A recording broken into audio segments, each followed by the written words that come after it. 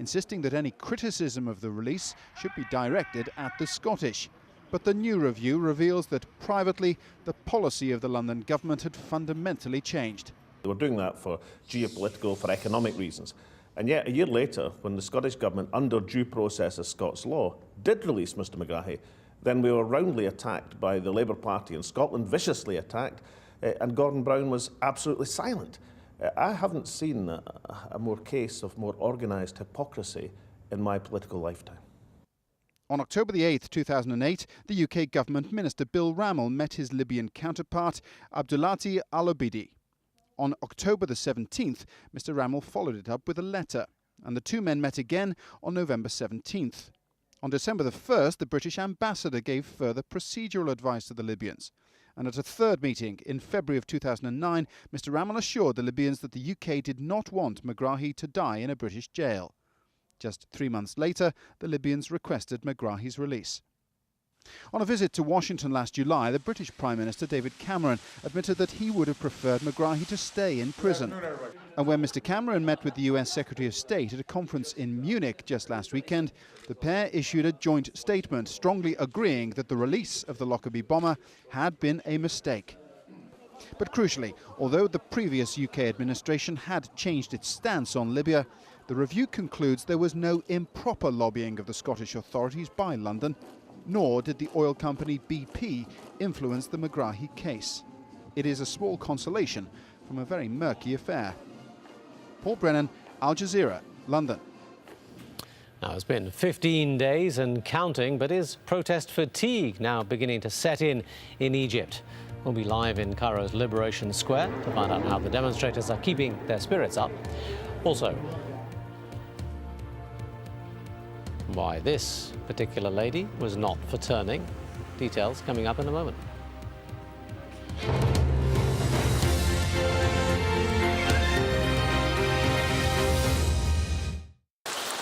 As a slight chill spreads across Melbourne, we'll find a way to perk you up.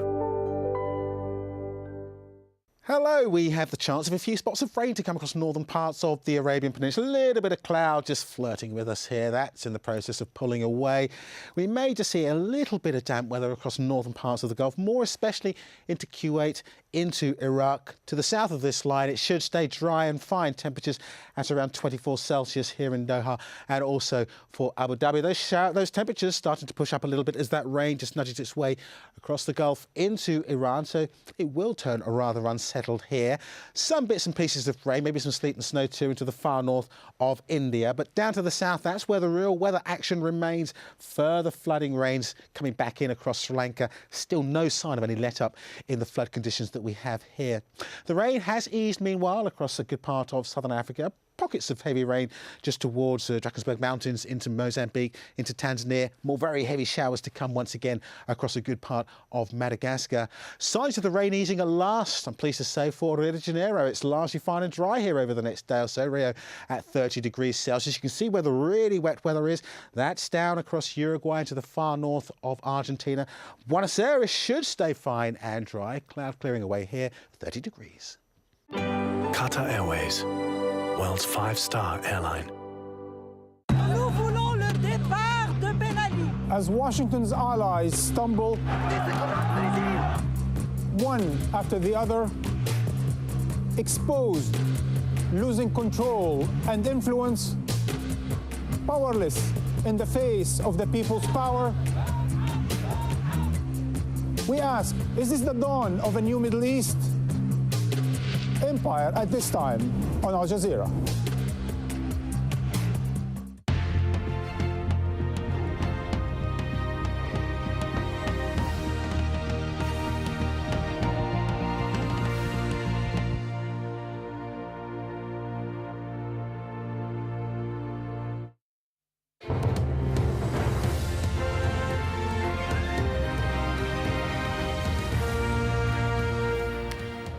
You're watching Al Jazeera, a recap of our top stories. Southern Sudan has voted overwhelmingly to break away from the north.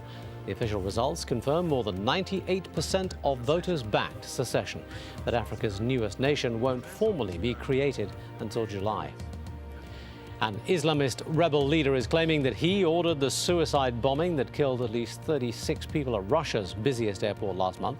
Doku Umarov has described the January 24th attack as a special operation and says there will be more attacks. And in Egypt, there have been calls for another mass protest on Tuesday.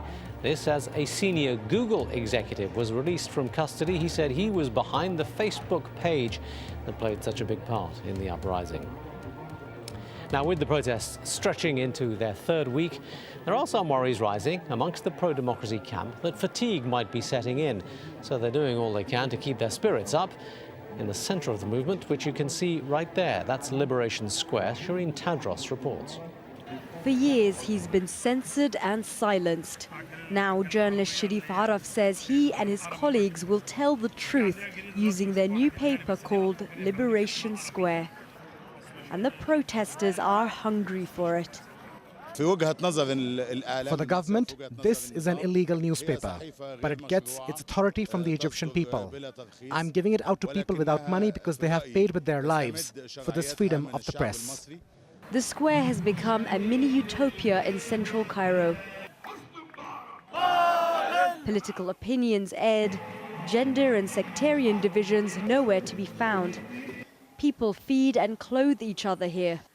Medical areas have been set up by doctors joining in with the protesters. The crime and sexual harassment so prevalent in the country seems absent in this square. So this is essentially the lost and found area, and people have been handing in all sorts of things, from ID cards that they found lying about to mobile phones, sunglasses. Some people have even come and handed in money and coins that they found just lying about. And it's all being protected by the protesters themselves, who have formed this human chain around this area to make sure nobody comes in and tries to take that's been found. But as the days drag on, tension grows. Organizers worried about infiltrators hostile to their cause are becoming increasingly suspicious of those coming in and those filming in the square. We are preparing for everything and are afraid of anything that could spoil this revolution. People enter the square, but we don't know if they are with us or not. So we need to tighten the security. Keeping the momentum going is key to this uprising. There are constant events to entertain and rally people. The more the government appears to be giving in to the demands of the protesters, the more ordinary Egyptians start to question the necessity of the sit-in. For those here, though, any change whilst Hosni Mubarak stays in power is cosmetic. And their message to the president is clear. Shireen Tadros, Al Jazeera, Cairo. Well, we have a correspondent live in Cairo at the moment, and he joins us on the phone. What is the condition in the square at the moment? Well, as you can probably see, Tamor, it's quite quiet. The nights certainly seem to be getting increasingly cold, and yes, the protesters do seem a bit tired. But it's important also to know that they're very aware of the public sentiment outside. And they're reminding themselves, if you like, or having to remind themselves of some of the achievements that they've made. I mean, it's quite phenomenal that in the 2 weeks since the protests start, we've seen Mubarak not running in elections, party leadership resignations. But it's difficult, as the report said, to keep that momentum going. And it's such a diverse group of people there. It's difficult for them to find a single voice. The news today that government salaries are being increased, for example. Yes, these are seen as being bribes. But at the same time, they've been there a long time. There are these fears of infiltrators. There's sort of an increasing sort of paranoia that despite their kind of the infrastructure that they seem to be setting up, that includes this newspaper, for example, and this sort of press centre, if you like. But even this coalition of these 6 members that have put their names forward, I spoke to one of them only a few minutes ago, and asked him, are you prepared to go and talk to the government and get your views across? And he was adamant that no, not at this stage. We're just forming this coalition now.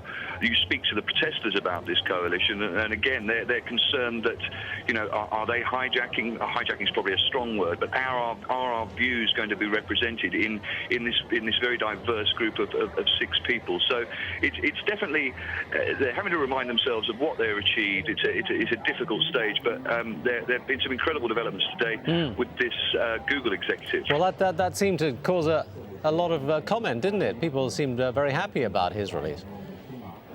Well, it's quite phenomenal, the television interview that he did. I mean, this is a TV show with, on a normal day, an estimated 30 million people looking at it. It's bound to have a massive